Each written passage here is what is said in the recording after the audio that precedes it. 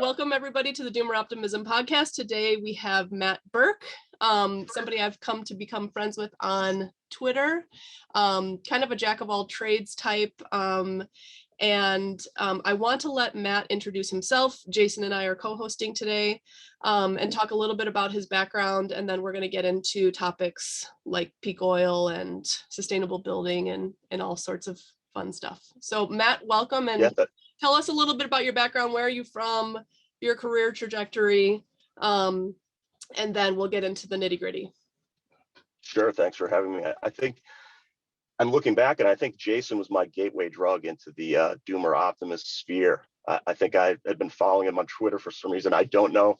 I'm trying to remember how I sort of came to follow him, and then that's how sort of I was pulled in, which I love the concept. So that's and I love the homesteading energy and a little bit of exit and sort of pushing at the envelopes of what's possible. So that's kind of what attracted me. Our business is selling sustainable business materials, or it was. I was working in finance. I'm from Wisconsin. I swore I'd never wind up in the big city, but in the mid 90s, they were kind of hiring warm bodies on Wall Street. You could make money. It was great, live in New York. But I just couldn't do it. I couldn't be inside, sitting in an office, etc. So I was between jobs, and my future brother-in-law had a cabinet shop in Brooklyn. And there are a lot of artisans, a lot of welders, a lot of sculptors in that area at the time. And he had a shop out there that he split with a bunch of guys. He's a furniture designer, cabinet maker. And his ethos was all, sustainable materials. And at the time, the design aesthetic was a lot of tropical woods, a lot of sort of stark shapes and modernistic look, but the texture and the feel was zebra wood, purple heart, wenge, and you hear the names, and it's a lot of figure, it's a lot of pattern, it's a lot of crazy grain, but the stuff's wildly destructive in terms of, its environmental costs. You're making roads deep into the heart of the rainforest to get these trees. And of course, what follows behind are maybe some subsistence farmers. The more built up it gets, then suddenly you have just some big soy fields in Brazil. And that's kind of, the mechanism. So that was sort of our activism standpoint.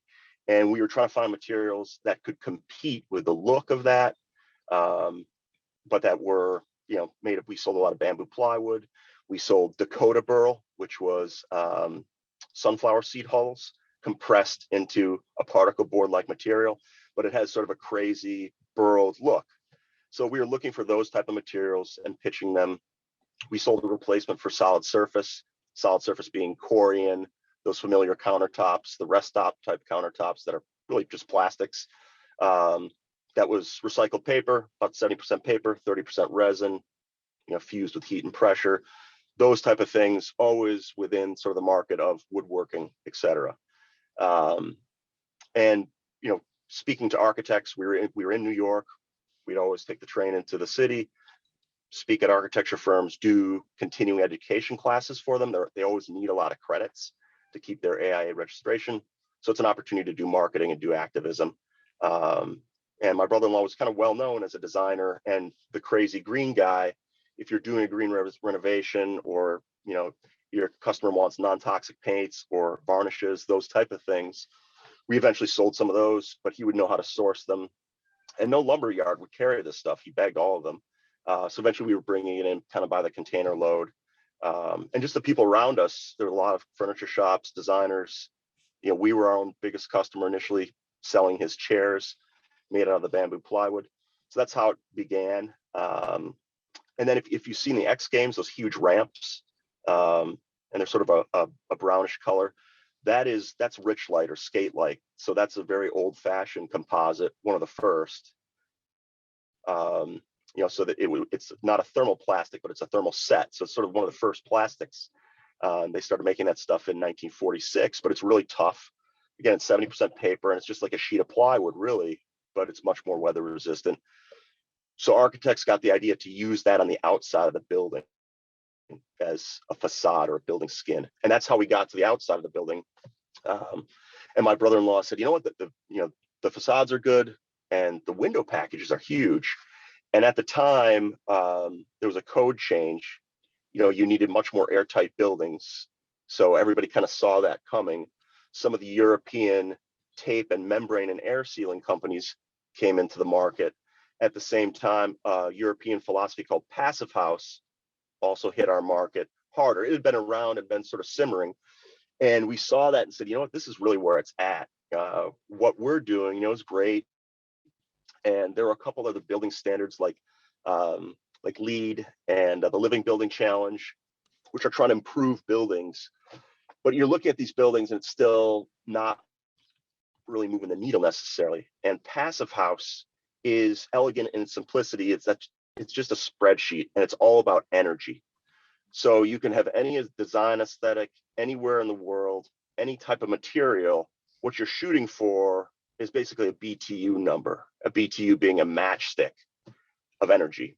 So you need 4,750 BTU per square foot of living area. And that, there's some other things. You need to watch your domestic hot water. That's kind of the next energy sink that you need to get rid of. But now LED lights and high efficiency appliances, that's usually not a problem. It's the space heating. That's really where, space heating and air conditioning, where the building sucks up a tremendous amount of energy. So this is just a spreadsheet. It analyzes all parts of the building. And it's somewhat complex, it takes into account water table and soil types, but net, you could do this on the back of a napkin, really. There are sort of some basic equations and basic principles that would allow you to get really close. So it's a great tool. You can use it on a skyscraper, or you can use it on a simple home. And really the 5 concepts are obviously insulation. You've got to insulate. I mean, that's where you're losing your energy. But there's a curve of diminishing returns.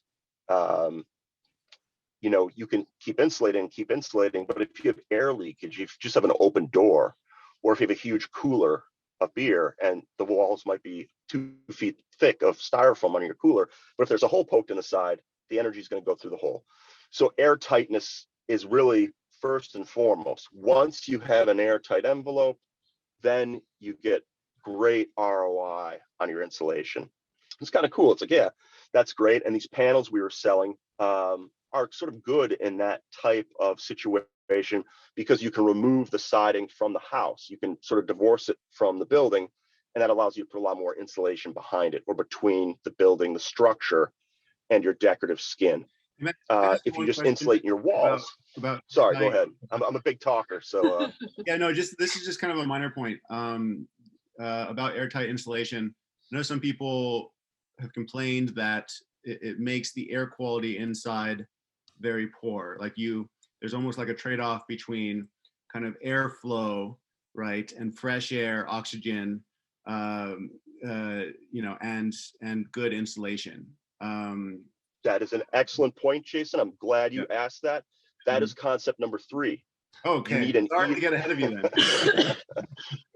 You need an ERV, which is an energy recovery ventilator, because just what you said, you're in an airtight house, and that's not good. Any kind of combustion, people breathing, etc., is a problem. So it's basically a sort of a mesh or a heat exchanger, and you bring in the fresh air and the stale air goes out. And let's say it's the winter, your cold air is warmed up as by the hot air exiting. And they're in the 90s when it comes to efficiency. So that 0-degree air, that 30-degree air can hit the house in the 60s if 70-degree air is going out. So in fact, you're getting, if you really look at it, you're getting massive amounts of fresh air volume compared to a regular house.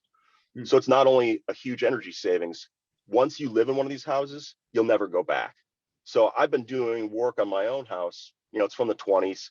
And if you're gone for a week or two, you kind of come back and there's like that old house smell. It's like, but sometimes it'll be different. Oh, that's the framing. Maybe something got a little wet, or maybe something died in here. It's just, you never know. We do not encounter that at all, because the ERV is constantly running, constantly bringing fresh air in. Suddenly you're never opening your windows because you're essentially outside. you have a massive quality of life. Your allergies get better, all kinds of stuff, just because the temperature is dead steady and the humidity is much easier to control. So just in terms of health, it's kind of the type of thing, well, we tend to be worried about, chemicals and eating organic food, et cetera, et cetera. Those are maybe kind of unknown risks that they appear scary because, well, there's these things out there that might harm me. Whereas if you're not sleeping well over and over and over every day, like for all these hours, that's a big deal. Flossing your teeth statistically is a big deal. Those type of things. So it's really great when it comes to quality of life. But despite those things, it's still kind of difficult to sell people on it, even wealthy people. And then the last things are, you need high quality windows, and that's how we got into it. They were hard to find in the U.S. initially. They're much easier to find now, but generally you need triple pane windows. Typical window might be R1 or R2, or some of the modern windows are R5, but some of the ones that we're selling can be R10. Wait, say what R number is for people who don't know that. Yeah, you're familiar with sort of R value. The higher, the better. That's more of a retail concept, where you go and you take a look at a piece of foam insulation at Home Depot, and it's R5 per inch, R3.6 per inch. Like well, more inches, the better. Value. Yeah. Yeah. But what does that really mean? What does the R value mean? It's resistivity, which doesn't really make sense. What makes more sense and is easier to conceptualize is the inverse of that. It's called the U value. So an R value of 1 is not very good. An R value of 10, much better, easier to understand that. But the U value, 1 divided by 1 is 1. The U value means that material is losing 1 BTU per hour, per square foot, per degree of Fahrenheit differential in and out. Okay. If you have something that's R10, it's 1 divided by 10, it's 0.1. So it's you're talking about orders of magnitude. So, and then when you have the small little parts, basically you need to double the R value to cut your energy loss in half. Yeah. So U value is more informative on how many of those matchsticks you're losing. And that's part of what you're looking for in the equation. You're calculating the U value of your walls, the U value of your windows, the U value of your foundation, and you kind of come up with the number that you're going to lose, the heat that you're going to lose at the coldest parts of the season. And the nice part about the software is you give them a location and they have very accurate weather data. So they kind of know, okay, given this climate, you're going to need this amount of insulation. Yeah. The high quality windows also allow you, if they're shaded, you really need to shade them. And that's part of the calculations. It's much easier if you're just kind of in control and can put some shades or shutters on. But that's a calculation. You don't want southwest windows. When the sun's setting, it's hard to block that. You'll just get baked. And you probably know that intuitively. The southwest room in your home, if that's your office, you're going to cut out early, in the late afternoon, because you're getting cooked in there. And in the north, at least in our context, we're in the northern hemisphere. Yeah. You're just not going to gain much energy. In the south, when the sun goes low in the sky, you can harvest a ton of energy through your windows. Yeah. So there's calculations there. They know the percentage days of how cloudy it is, what sort of infrared radiation you can capture. And combining all those things gets you to a number where you're close to the point where you don't need HVAC. Even in New Jersey or Pennsylvania or Massachusetts, you can kind of get to the point where, there was one anecdote in New Jersey, they forgot to turn on the heat in a brand new passive house. And they got into January and the people are calling, they're saying, you know what, it's supposed to be 70 degrees, 68 degrees. We're getting down to 64, 62 suddenly. And no one had ever turned on the heat. So it's that, and I can go over some numbers, but it's profound. It's not just a 90% improvement. Sometimes it's a 99.97% improvement. Because that number, 4,750 BTU per square foot, if you have 1,000 square foot house, that's 4.7 million BTU over the course of the year. And when you think about a cord of wood, that's 20 to 30 million BTU. So just burning a cord of wood in 2.5 months, you're already vastly past what you're using the entire year in a passive house. So I moved into my house. I have a you know, you can just look at the air conditioner, look at my boiler was 200,000 BTU per hour. So you look at that and you're going 5 million in a day, or, you know, that's, you can be, you know, just, and then I burn a quarter wood in a month. So I can be using, you know, hundreds of millions of BTU compared to 4 million. Mm. So when it comes to the CO2 problem, you know, people like to rail on, well, our solar panels this, and we're mining all this lithium, and we're using all this iron ore. The problem is you. And if you're driving a car, you know, the gasoline is 100,000. It's 100,000 BTU per gallon, or one. It's really 100,020. So I'm coming up here to Massachusetts from Philadelphia, you know, driving 6 hours to install energy efficient windows. Just it's crazy. So when you're talking about localization and all these concepts, you can live a very high quality life still, as you guys put forth and posit. But I'm also saying you can live, you know, in a very modern lifestyle. Obviously, we have the internet. You know, so that's kind of the whole concept. I think that's why the passive house is somewhat emancipatory, allows you to do or, you know, engage in some of these projects, really lower your cost of living, lower the energy use. Yeah, and frankly, I've never read any of the climate science, but, you know, I'm a green guy, so I'll take them at their word for it that we got a real problem when it comes to CO2. And, you know, eventually, and talking about indoor air quality, we're at, you know, 420 parts per million CO2. And knowing what we know about indoor air quality, I have a little CO2 meter. And at 600 parts per million, which I guess will maybe hit in 50 years, I don't know about the temperature, but 600 parts per million is where you can detect the CO2. And what that is if you're sitting in a room and it hits 1,000 parts per million, almost everybody will say, it feels stuffy in here. It feels a little hot. Feels, you know that feeling. It's not necessarily humidity or temperature. It's the CO2. Yeah. And it does, you know, it drives you to breathe. It does all sorts of things. It also lowers your cognition. So there will be no fresh air anywhere. So it's, you know, it's a problem. It won't end well.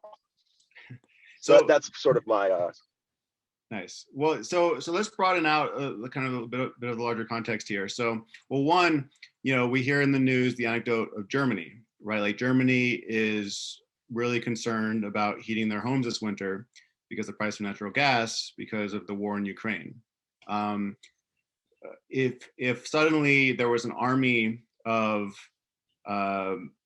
you know, passive solar green guys like you who invaded Germany and retrofitted all of their homes, what difference would that make to Germany being able to heat itself, with much less natural gas? No citizen would worry about their home at all. You can worry about some natural gas intensive industries, which they do have. Yeah. But like I told you, it's such a dramatic reduction when you're talking about space heating. It's just and it's code some places in Germany. So everything new is being built to passive house standards. Not everywhere though. And even our window manufacturer was sort of like, well, is it really necessary? I'm like, well, it's coming. Don't you see it there? So despite the fact that a German physicist started the passive house institute is in Germany, and it's code some places, you still don't have the awareness. But yes, it is without a question, it divorces you completely from any kind of grid necessity, any kind of natural gas hookup to be comfortable in your home. And then you take a look at a PV array, and everybody said, well, it's so diffuse. You can't get much energy out of it, and you can't hook it up to the grid. And it's very difficult. And well, what happens at night? doesn't matter in a passive house. You're just not going to lose that much energy. So in that context, without a question. And then the other part is I'm any means necessary type of guy. So I won't rail against nuclear. It's like, bring it on. Let's build them. I know it's the most expensive form of energy suddenly, but it's profoundly non-carbon. It's just right. And they're shutting down their nuclear plants and burning more coal. And indeed, in Germany, with all this renewable energy, their emissions, they're having a problem with their CO2 emissions because they're burning lignite coal. Yeah, they're burning more natural gas. The ironic thing about Germany, which I don't understand, is that like 10 years ago, they were supposed to be the kind of model country for Jeremy Rifkin's third industrial revolution, where they were going to kind of revolutionize their grid, move to renewables, do a lot of this kind of retrofitting of homes. And now they seem to be in a lot of trouble. And maybe it's just because of the shock of the war, but I'm just wondering if you have a perspective on where Germany went wrong, because they were kind of like the leaders, at least theoretically, and maybe they shut down their nuclear. I'm not sure why they did that. Maybe because they thought, oh, well, our investments in renewables will pick up the slack. It didn't work out that way. So what did Germany get wrong, or what happened with Germany? Maybe they didn't do anything wrong, but it's just larger events. Do you have a perspective on what, like, the larger kind of political economy of renewable transition there? It's just a very interesting case to me that it might be it might be kind of a warning to the rest of us in how we proceed. Yeah, it's the two sort of elephants in the room. Mm-hmm. We need to do our part on the demand end. Yeah. And even in a country, that's why I'm kind of a doomer, even in a country like that, where you have some good cohesion, you think of it, maybe that's just me with bias. It's, the Germans can at least get it done. And they like to follow the rules. They're going to go for it. But you have a big installed base. The retrofitting is difficult. It's expensive, much easier to build new when it comes to this. Mm-hmm. Especially the air sealing is really dicey. So it's hard to reduce that demand unless you really are getting after it. Yeah. And then on the supply side, they have a ton of renewables. And the critics are correct in that you have a problem with intermittency. And then in the modern context, when you haven't reduced your demand enough and you don't have enough flexibility, mm-hmm. then those intermittency problems start to pop up sooner. Yeah. And the critics are right. There are intermittency problems, and the pro-renewable people are right as well. Solar is cheap. So it is a holistic effort and the effort needs to be bigger and better than what they're doing. Otherwise, you'll run into problems. Yeah. But obviously, just getting cut off of natural gas is kind of the real problem. But it illustrates the issue. It's kind of interesting, to tell you the truth. So before we go, I want to go into energy too, because I want to hear a little bit more about your background in finance and commodity trading. But before we do that, I have Wrath of Non in the back of my head, like saying there are traditional ways to do this building, that all the things that you listed here are modern. In some, like triple pane windows, for example. And I'm pretty agnostic about this. I think it's kind of cool that it's possible to like have a modern standard of living and be thinking about like energy use and sustainability. But do you have a response to that kind of perspective? Like I know, for example, a lot of the natural builders are like, it's important that a building breathes. So instead of like the energy recovery ventilator, they have like supposedly walls that air and moisture move through on their own. So like, what's your take on that? Do you think, like, my first thought on the natural building is just that it's so niche, like it's just crazy niche, and you're never going to get, well, not never, but right now you're not going to get modern people to like do primarily straw bale or clay building. But I'm just wondering your thoughts on that. Do you have any thoughts on like the low tech Luddite versus like more modern, higher tech, more manufactured, more maybe industrial, green or sustainable building? Yeah, I'm more of a mechanic. I don't have that intellectual capacity, or I read poetry. It just sort of goes by my thing. I'll paint my bedroom Pepto-Bismol pink. So I'm sort of pragmatic. I can understand how an engine works, or the building, etc.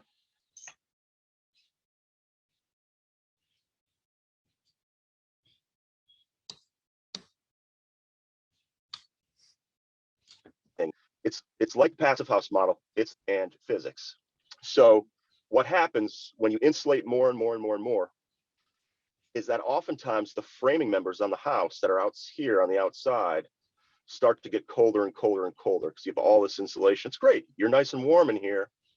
But when you take a shower, it's a lot of humidity. And when it moves through the wall, it's going to condense on these cold things. Whereas in the past, what you would have is you just have a wood stove and no insulation, and it would just bake these things out in the winter. It would just bake your house and you're fine. When they started putting insulation in the walls in the 30s, the paint would peel. People said, oh, my paint's peeling because of this insulation. It wasn't that. It was the boards right here and the insulation and that humidity coming and condensing on the back of the boards. And when the back of the board gets wet, it's going to cause some issues with the paint. Latex paint can breathe to some extent, but only to a point. And not all their paint was latex paint, So that's kind of the issue. How do you control that moisture? And also, let's say a fabulous brick building. What do you do with that? A huge stone building with 1 foot thick walls. Again, it's a playbook. So you have this massive stone wall that will pull out any amount of energy you try to pump into that. The stone will just rip it right out. And intuitively, that no one sits by the front door where you have a big piece of granite, or you sit on a piece of granite, like a granite bench when it's 40 degrees out. Yeah. It is not comfortable. It is yanking the energy out of you. But what you do in that case, instead of putting insulation in the studs or trying to put insulation on the outside, put a bunch of styrofoam over your beautiful brick, you insulate on the inside. And what happens is you tend to lose a little floor area, but that's usually not problematic. And they do that a lot in those buildings. It is problematic in Philadelphia, where let's say the row house is only 12 feet wide. Well, you can't put a foot of insulation on either side. It's just, that ain't happening. So obviously you need to consider that. And sometimes in a cold climate like Boston, you're insulating on the inside. Again, that brick is not sensitive to water, but when the moisture comes in there, it's not going to rot. If it gets wet enough and freezes, it'll spall. You can get damage that way. But again, the technology is there. Here's your brick, here's your insulation. There's a new membrane that in the winter will close down. The vapor permeability will shut down. So it doesn't allow that humid, hot air to get in there. The humidity, well, obviously it's airtight, but the water vapor will still move, right? You can have a foundation and it's airtight, but humidity will still move through that. So in the winter, it closes down, does not allow the humidity to enter. And in the summer, when there's more heat and humidity present in that wall assembly, it'll open up and allow it to dry to the inside, because now the inside is cool and being dried out by the air conditioning, and it will pull moisture out. So they're good solutions. And again, it's kind of any context, really any type of building. And when it comes to breathability, with those materials, yes, they need to breathe. That straw needs to be able to dry out. Right. So again, what you do want is you want to prevent the moist air on the inside from getting into that wall in the winter. And if it does, you want to be able to dry to the outside. So sometimes a gradient will work. If you have relatively moisture tight on the inside versus very vapor open on the outside, you're usually good to go, depending on the climate. And they're very simple models. It's a woofy model. And some of these companies that sell the tape and the membrane, you can call it Partel, these tape guys, and give them your wall assembly, and they'll tell you, yeah, you got a problem here, or you need to get less permeable on the inside. It's just a math problem. So you can take care of that. And a lot of the clay plaster will sort of really buffer and hold a lot of moisture. So, and people who do that also have good intuition. The straw bale guys generally know, okay, and just not letting them get wet, having big eaves, getting the water away from the house. I guess what I'm hearing, Matt, is kind of like your general, how you approach these things is it's very pragmatic. It's let's look at the particular context, let's look at the climate, let's look at the local materials available, and let's do our best to see, how we can improve breathability, improve energy efficiency. But let's not be so worried on, oh, is this the traditional technique? Would Rathagnon approve? Or is this using new kind of cutting edge materials? You're just kind of like, whatever works, right? Let's just be pragmatic here. Let's not be ideologically captured, with the general goal of, we need to improve, our energy efficiency. We need to use less energy. Is that kind of your general stance? Because some people online, I think, will be more kind of fixated on, no, it needs to be an 18th century design, right? Or it needs to be, it needs to be a 22nd century design, right? There's these kind of like two poles, and maybe they're both missing the point. I would just add to that, like, I've gotten a little bit into these natural building circles in Uruguay and in the US, and like everybody's got their little like thing that they're into. So then like the if you ask any building question, like the straw bale people will come in and be like, straw bales are the only answer for every situation. And then like natural building people, earthship people, and then like architects will be totally different than people who are like, I think of Adam Empty America, who does stonemasonry, like old buildings, or renovating old buildings. And he's like, I would do something totally different than like an architect who probably in their mind thinks everything has to be designed, like take it all down and rebuild it like according to X specifications. So like it does seem to me like you take a pragmatic view. Like in some cases you do the traditional thing, in some cases use the modern materials, like depending on what your outcome is. Does that seem right? Yeah, and to some extent, who's shit talking and who isn't? There's a bullshitter and there's a liar. A liar is telling you things that are untrue, in order to avoid punishment or for financial gain. My wife will yell down the stairs, "Hey, did you change the laundry?" I'm like, "Oh yeah," I'm throwing stuff in. That's a lie. I'm avoiding punishment. When you're bullshitting, you're just saying things that are untrue, and you believe them. So are you just kind of talking shit? When it comes to the traditional building, a lot of people don't know what they don't know. They don't even understand. And sadly, the craftsmanship and some of the intuition and knowledge about how to do that it's extirpated. It's just gone.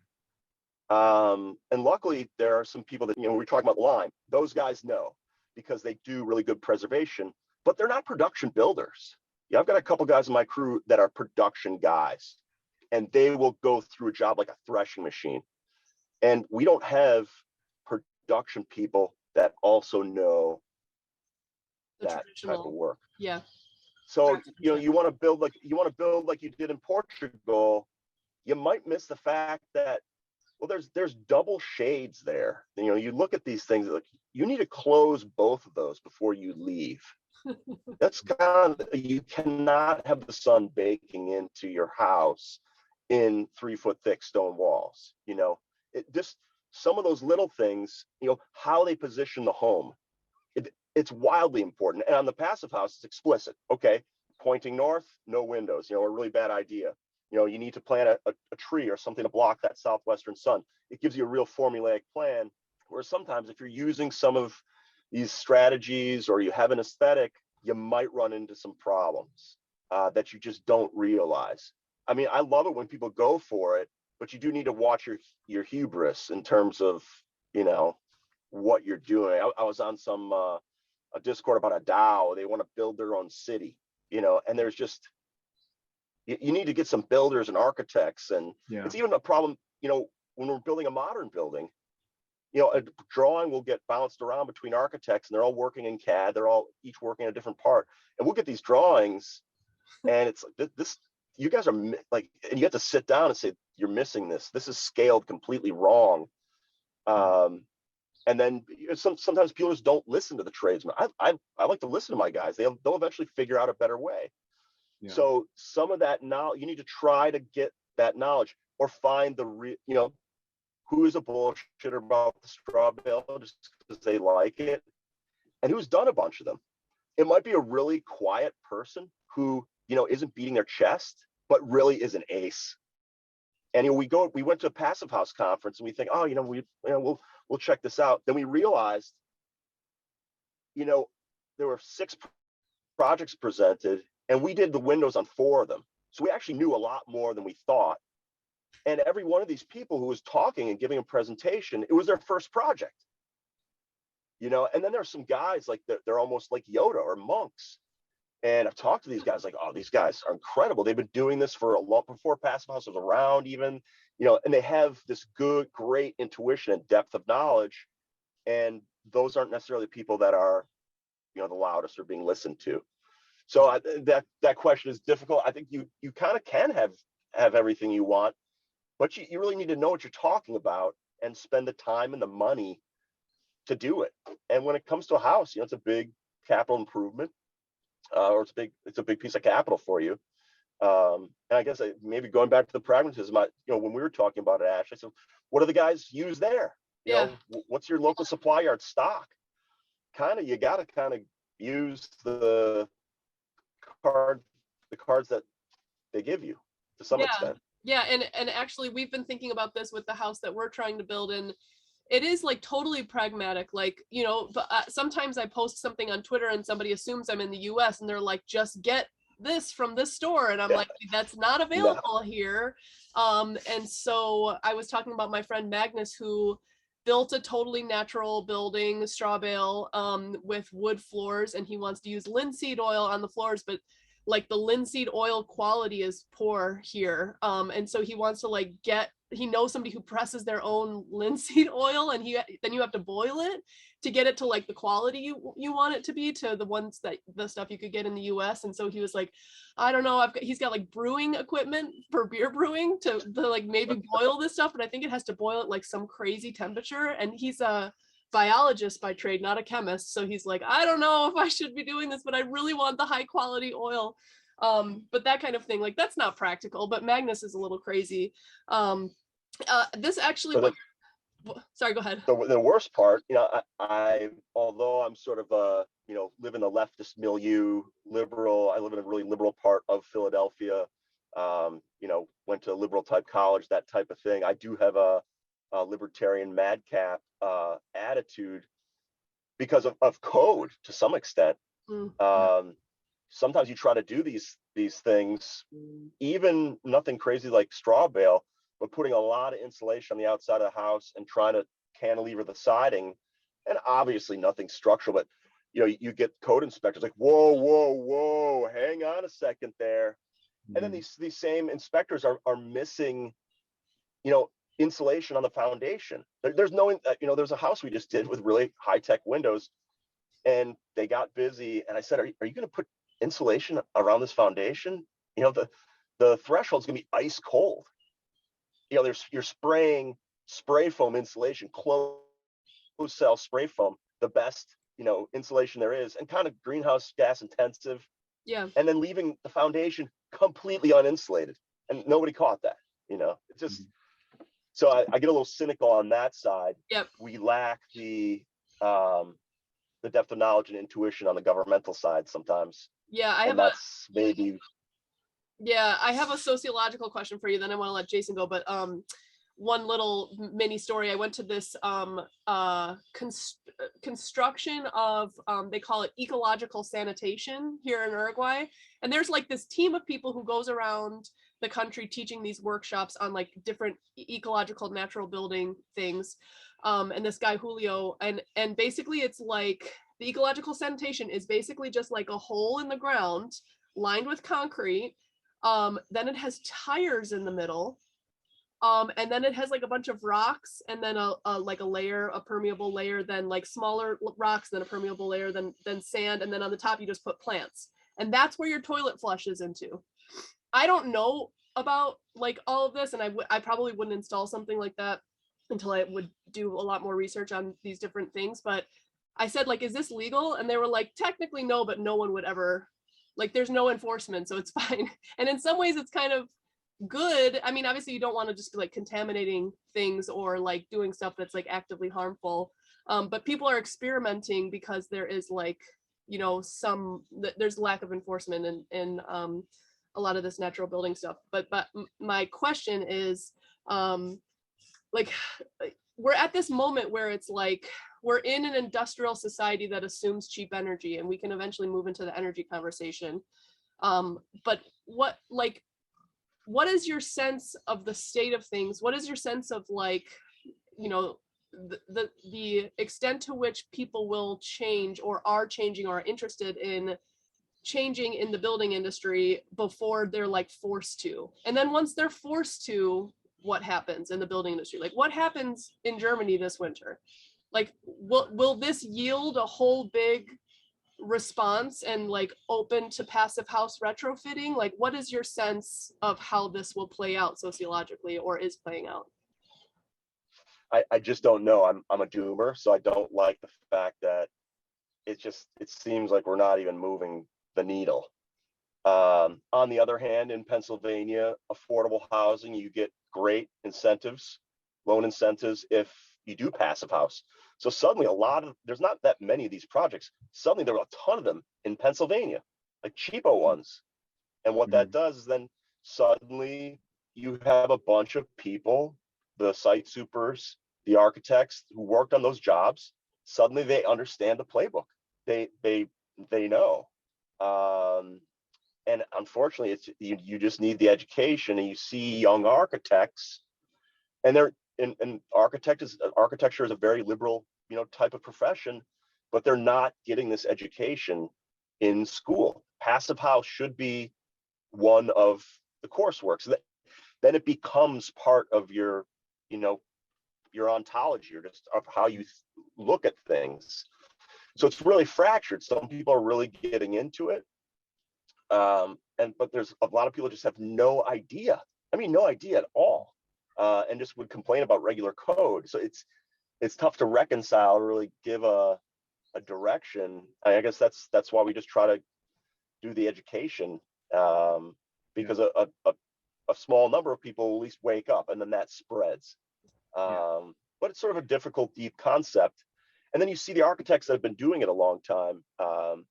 You know, ZH in New York City, Richard Pedranti in Philadelphia or Pennsylvania area. We do a lot of work with zero energy design. These are architects, and it's sort of obvious that they've absorbed this completely into their overall philosophy and ontology, and even design aesthetic. So knowing what I know about as being a tradesperson and knowing materials, and I took the passive house consultants course. So I've run the model. You can see, and I'm not, you know, again, I don't know anything about poetry or anything else, but when I lived in Brooklyn, I saw all these artists and met them. You can see kind of their essence in the work, even though you don't understand the work. If you see it over and over and over, it's like, oh yeah, that's kind of them. That's really you can see that coming through, and they've kind of embodied that. So it definitely changes their design and changes their whole thinking about how they approach things. But again, that once you have that in your mind, it can work in other contexts. It can work in traditional building. It can work in, you know, it's flexible.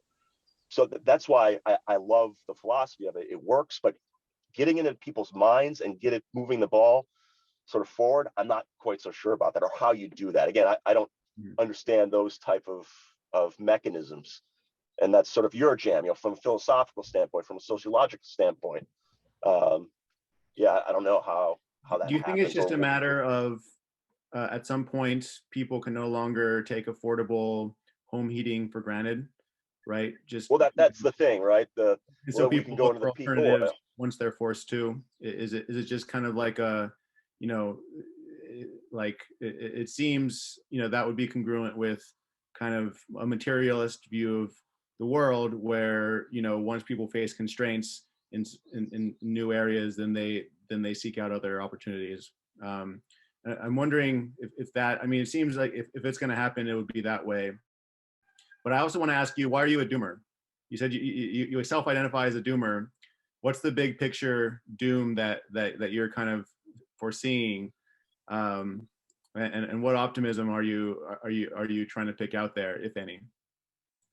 Yeah, it's just, here I am. I'm the big eco guy, but I'm driving up to New Hampshire and putting windows in, an Army Corps of Engineers dam building. It's just a huge, big block of concrete and brick. It's like they don't need new windows, but you do that to kind of live, so I can send my kids to private school. It's like I'm exactly the thing that I'm exactly the problem, even though I'm the big environmentalist. I was doing better when I was just always walking to work. I never had to walk to work ever until the past few years that we're installing. And I installed a big facade in a building in Virginia. I'm just covering the thing with aluminum. I'm looking at it, it's like we're not even getting out of the blocks here, and I'm part of the problem. I asked my wife, hey, we should get some draft animals and like go and log this area and let's get out of here. She's looking, what are you, crazy? What the fuck are you talking about? Yes. How do we figure it out and create the playbooks?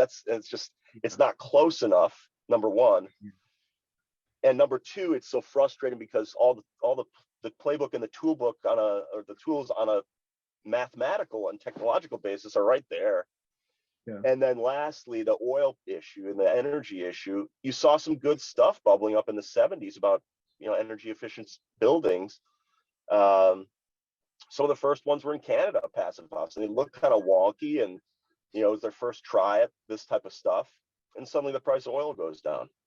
And you saw it in 2008. There was great little cars, and now the Ford Focus and the Ford Fiesta are off the market. Yeah. Just because we've had a number of years with cheap fuel, no one cares. And then lastly, on the doomer aspect, I just don't see it getting that expensive. I mean, the technology in your iPhone's incredible versus your Motorola flip phone from 1989, but that same technology that's out of sight and out of mind in oil service and looking for oil, in my mind, it almost blows me away more. What they're doing, and we're going to get to a point that is, when you listen to sort of big thinker people, that is what, without a question, terminating. And then also we're not even incentivized to do anything. It's the frog is in the pot, and he's getting cocktails and hors d'oeuvres. So he's even less aware, just because it's not hitting you in the pocketbook. So let me make sure I understand. So for you, the doom is that peak oil or decline in energy isn't happening fast enough to save us from, say, climate change. Is that kind of how you're thinking about it? Is like, so some people are more worried about energy crunch than they are about climate change, and then there's vice versa. And you're saying that the price of energy, at least say in the United States, it's actually we're not facing peak yet. We're not declining in energy, and so we're just going to boil ourselves alive because we don't have that incentive, that financial incentive to actually change in time. Is that kind of what I'm hearing, or are you also worried about peak oil kind of arguments? And you have sort of the moral bankruptcy kind of the good guys, the Democrats, the quote unquote left, and you have Joe Biden complaining about high gas prices, because of course that might get you looking up to the Saudis now. So what are you, crazy? It's like, so come on, no one's willing to take a chance. No one's really willing to sacrifice unless they have to. Then of course. Okay, well, actually, I want you to respond because you're a well-known climate denier. So I want you to respond, Ashley, to his argument. No, I'm curious. I'm not a climate denier, but it shouldn't even be. It should be a climate change denier, first of all, not because climate. I believe the climate exists. It's a thing that we live in. Okay. So, but Matt, so wait, just tell us briefly your background in like finance and commodities, and then like, can you explain to me why the price of oil by barrel is going up right now, but you also think it's not going to continue to get like you don't think it's going to get extravagantly expensive or enough to like move the needle on energy? Or do you think we're just going to shift over to coal more significantly, or what? Well, it might. I'm kind of bullish on oil, sort of short, medium term. And I bought some oil stocks just because you could see it from a mile away. And going back to the cyclicals and the sort of the cyclical of cyclical, oil being cyclical, and then the capital equipment, or what we call, so there's the upstream in oil, and then there's the downstream.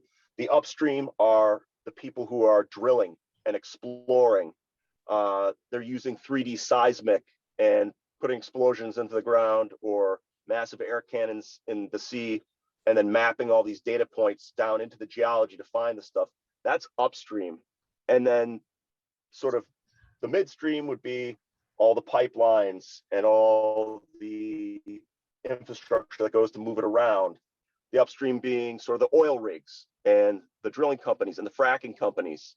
And then farther downstream, you have the refiner, and that turn the oil into gasoline.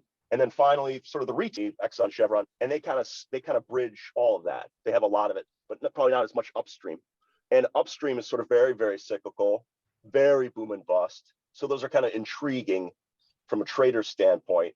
Wait, can you say what's cyclical? Can you define cyclical to us?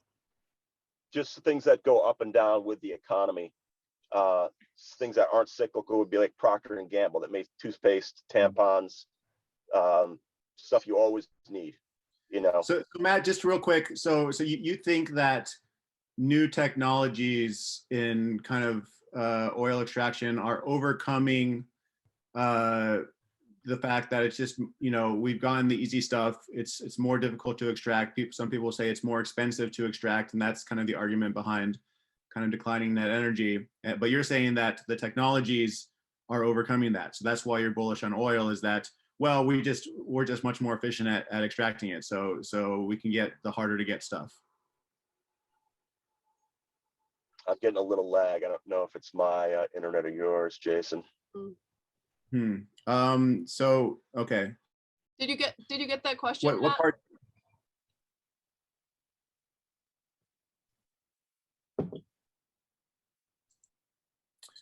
Oh, we lost him again. Yeah. Might come. Oh wait, he's back. I think he was for a second. Nope. Oh, coming back. Are you back? All right. Can you hear Welcome us? back. Welcome back, Matt. So sorry about that. That's okay. I'll hold it next up. I turn on the truck and hold it next to the air conditioning. Maybe it's my phone's freaking out again. So when it comes, you were asking about the oil. Yeah, well, I'm just asking because some people, you know, the argument that the peak oil people make is that we've gotten the easy stuff, we've gotten low-hanging fruit, and yeah, there's a lot more oil available to extract, but it's just more difficult to get. So the EROI on that will be lower. But it seems like what you're arguing is that, well, our advances in technology are actually going to counterbalance that, and so, you know, perhaps the energy is not going to plunge. Is that kind of how you see things in regards to oil in particular? Without a question. You know, we've been, you know, 5 years of reserves for 50 years, you know, that sort of, we keep on improving the technology. And the reason that people don't think that's the case is when the price goes down, people are disincentivized and stop innovating or hold off for a while. Mm-hmm. Whereas, you know, as soon as the price gets to $150 or $200, I mean, there are all kinds of things they can go after. You need to consider that even though the quote unquote easy stuff isn't quite there, they're still finding massive discoveries. And if it was just a little bit more expensive, they would do more of it. And the reason that there's a lot of fracking and that there's all this stuff going on in the US is because all the oil engineering expertise is here. All the financing is here. All the equipment's here. the market is here. All the refineries are here, or a lot of it. Obviously, they're building this out elsewhere, but you could be doing this, places in Argentina, places in China. And although China has great engineering prowess and, is now building high-speed rail and eventually will compete with us in computer chips, it's like we are oil incorporated, that they, again, it's not worth the money because there is plenty of cheap stuff. And as soon as the price goes up, then they start going after it. But it needs to go up enough so that you're secure in your investments. Because the people in 2012 and 14 who were spending $100 a barrel to go find stuff in anticipation of it going higher, they got really mauled for years. And then, you had that decline for a number of years. You had people pulling back on investment, pulling back on investment, back on investment. It was a tough market from kind of 2012 on up to 2018, 19. And then COVID hit. And then the Saudis said, all right, we're flooding the market with oil now. And that kind of just froze everybody. And now there's been very, very little investment. So I said, oh, this is a layup. We're going to get a massive, massive squeeze because everybody stopped drilling. Everybody stopped investing at a rate that was coming off of a low point as it was. And then COVID hit. So that's kind of my bullish short medium term on it. But it takes, I think someone, I was listening to some oil expert, and he's saying at this point, in order to get any kind of drag on GDP, it'll probably need to trade to 180, 200. And people are saying, oh, gas is so expensive now. I think this is what we were talking about. It's more expensive than it really needs to be. There's a squeeze, not in oil, because the gas prices based on $100 oil should be lower than they are now. What we lack in capacity is not the drilling capacity. What we really lack are the refiners to turn the oil into gasoline. Nobody wants a refinery in their city anymore. And who wants to build a refinery? That's a 20, 30-year investment that you need to, amortize that over a long period of time. And everybody knows electric cars are coming. And even the oil companies themselves are sort of have been beat over the head, and they maybe don't even, why build a refinery? So we're short on capacity. So there's a squeeze there just because they can only make how much they can make. And the gas stations or people doing construction, I have to have it. And I will pay $10 a gallon for my diesel because I'm going to get sued if I don't dig this trench by the end of the month. So that you get that mechanism. So the refining capacity is the issue. So it's the gas station owner is only charging you about 15 cents. It only takes about 30 cents to ship this stuff around. 18 cents, I think, is the federal tax. And then you have anywhere from, probably 40 cents to $1. Then there's the price of oil, and there's 42 gallons in a quote unquote barrel of oil. So if you take that, there's sort of a ratio, 2 gallons of oil, 1 gallon of diesel. You compare those average price of that stuff versus the average price of the oil, and then you subtract out that retail margin, transportation, the taxes. The price of oil sometimes isn't that much. And then there's the refining margin that's often 25, 50 cents. And I think it's northward of, it's $1.50 now. So it's maybe even putting an extra $1 on that, given where oil is now. So you could have oil stay here or even creep higher and have gas come down quite a bit. Let's say if the figure out how to get the refiners, that was sort of my gas versus crude rant, which you've heard again, just via video and not text, if that makes sense. Yeah, the connection got a little slow near the end there, but I think we got most of that. Okay. So then where do we want to go, actually? I think we could probably wrap up because it seems like there's some connection issues, but I'm just curious, like, medium term, Matt, you to clarify to that I understand, you think that the drilling the upstream, like pulling oil out of the ground won't be having many issues. Like we'll do it. The companies will do it when they're incentivized to, but potentially there won't be people investing or companies investing in refineries, and that could cause a break. The thing that I'm sort of doomer optimist about the energy stuff in general is it just takes so much competence and infrastructure to keep all this energy flowing around for daily life to continue going. And my doomery part of the energy crunch thing is that when energy systems break down at any point in that, like natural gas to Germany or these refineries not, being invested in or whatever, it's always like the poorest people who get impacted, not like the people who are shipping pears from Chile to Thailand and back to the US in containers. Like there's no sense made out of like what is a good use of cheap energy and what's not.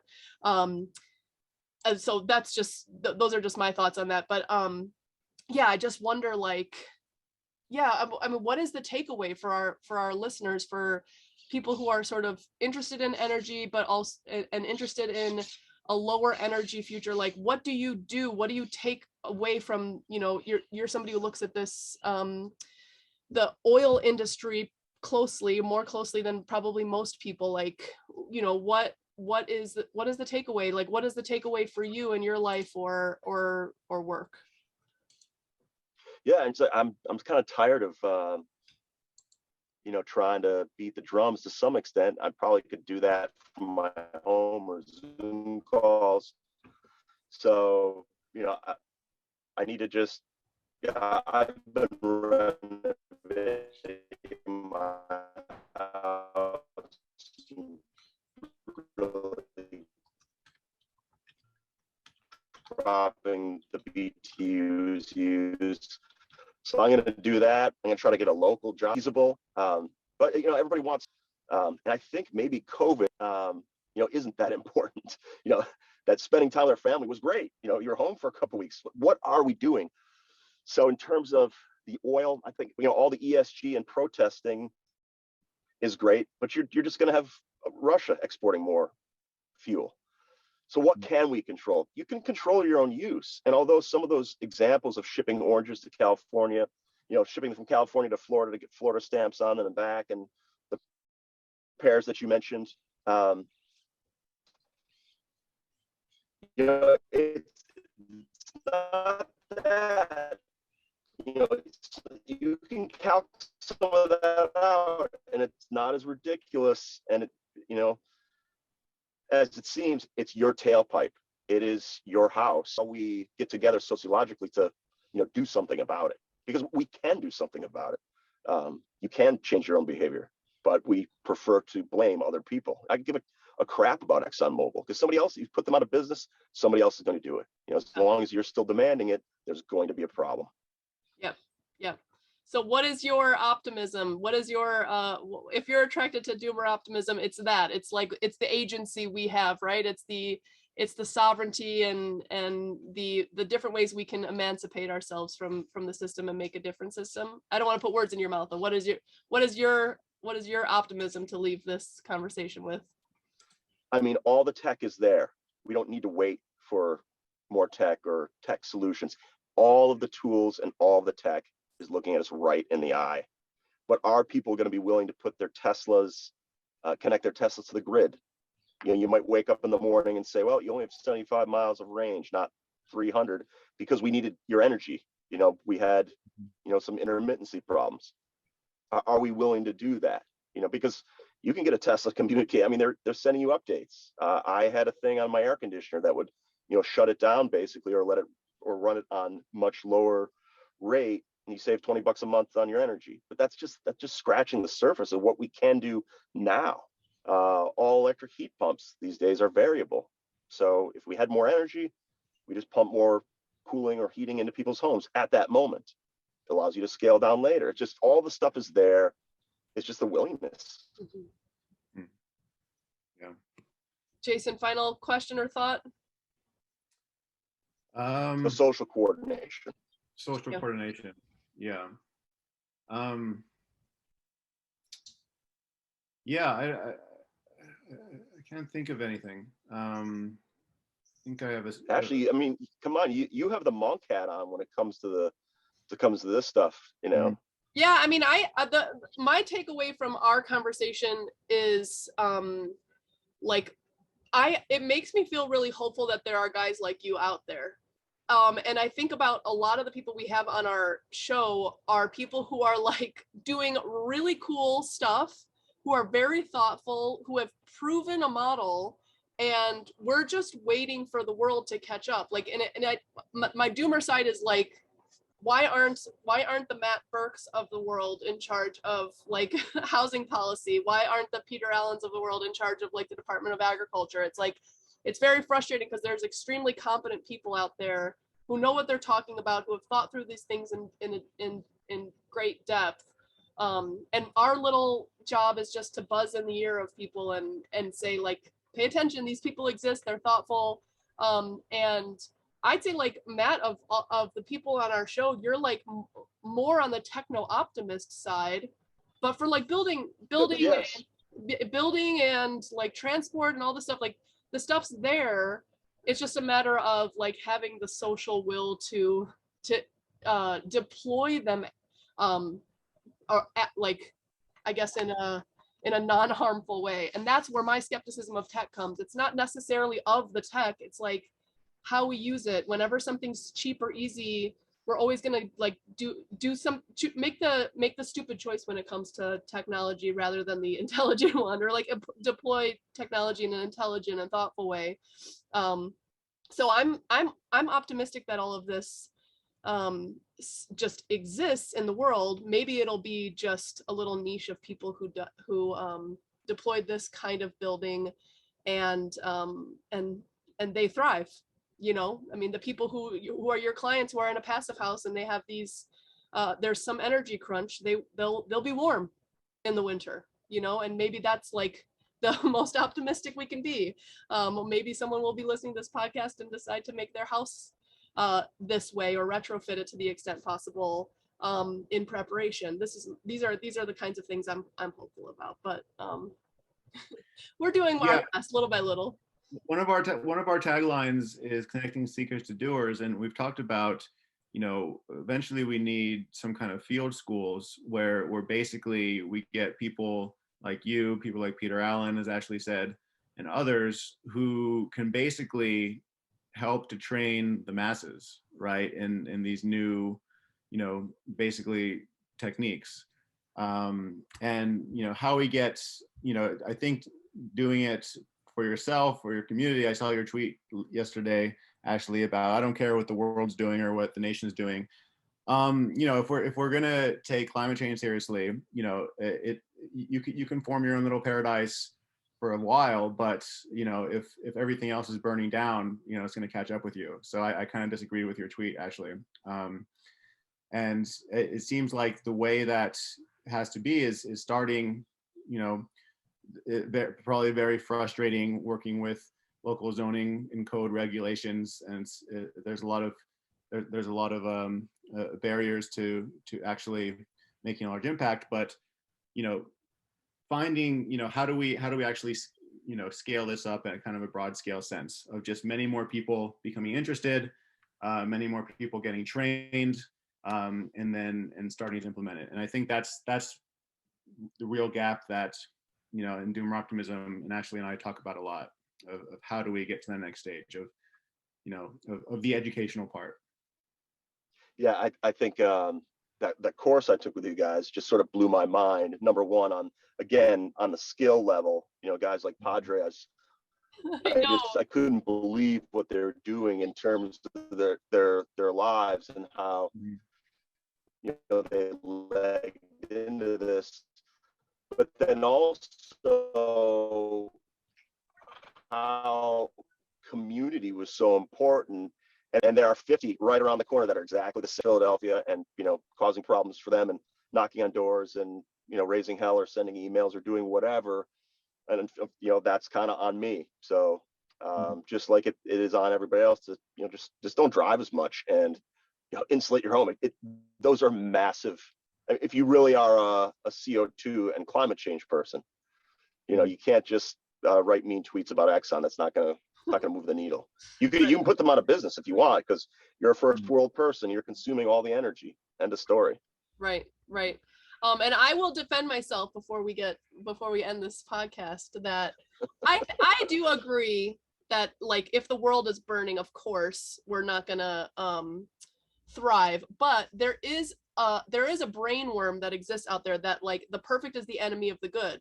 You have to solve everything at once or nothing, like, or you just can't even take a step. And I've had so many people say, like, well, that's not enough. Like, even taking one step in the right direction isn't enough. So then they don't even take the one step. And so that was more what that was about. But I concede, Jason, that obviously you're not going to thrive if, like, there's just roving bands of warriors, climate refugee warriors, and you have your nice little orchard, won't do much. I get it. I get that. Yeah, and supposedly, when CO2 hits 600 parts per million in 40, 50 years, we'll start getting dumber. It won't get any easier. Well, according we'll get to dumber Peter and Allen, lazier. we're going to be in a tropical paradise, and everyone is just going to be I thriving. don't think he said that. Because a million years ago, some mammal descendants, there was, like, a lot of life, and mammal descendants were happy, and so humans are definitely going to thrive. And you're just eating that up, Ashley. It was Well, wonderful. all right, we'll bring Peter back on and let him defend himself. You can't be bad mouthing former guests without their chance to defend themselves. Okay, so Matt, thank you so much. This was awesome. I appoint you the Secretary of Housing and Urban Development in Oh God! in the future Doomer Optimism Federation. So now I'm the techno optimist and the housing guy. The Secretary of Housing. Or energy, or you could do energy, whichever. Pretty bad connotations in my mind, but I'll accept it. Okay, good. I appreciate it. Thanks for having me, and I keep up the good work. Yeah, you too. Have a great job well. have a great day at your job site.